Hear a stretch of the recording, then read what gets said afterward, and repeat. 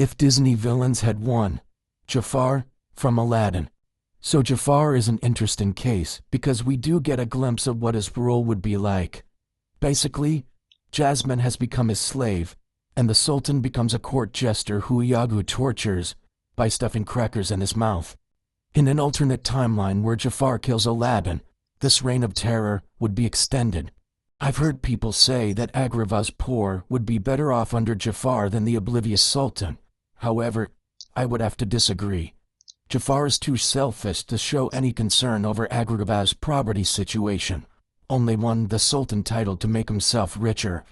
Also, he showed an elitist attitude towards Aladdin for his status in society, calling him a street urchin at one point.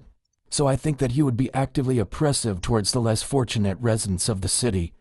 Even worse, he would have sorcery on his side, which he could use to spy on the residents in case of rebellion, and anyone who opposed them would be dealt with harshly. The Sultan and the genie would also have bleak futures. Once Jafar's third wish is fulfilled, the genie would be sent right back to his lamp, with no hope of freedom anytime soon. The Sultan constantly fed crackers to Iago throughout the movie, so it's likely that the cracker torture Iago inflicted on him would be a frequent occurrence, along with other forms of humiliation. However, out of all the people living under Jafar's rule, Jasmine would have it the worst.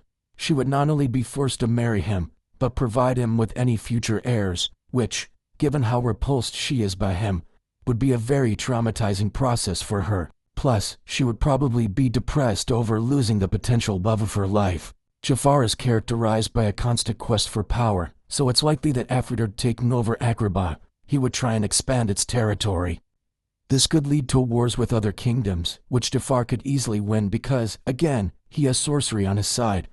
This could lead to even more people suffering under his rule, while he sits back and savors his life of luxury.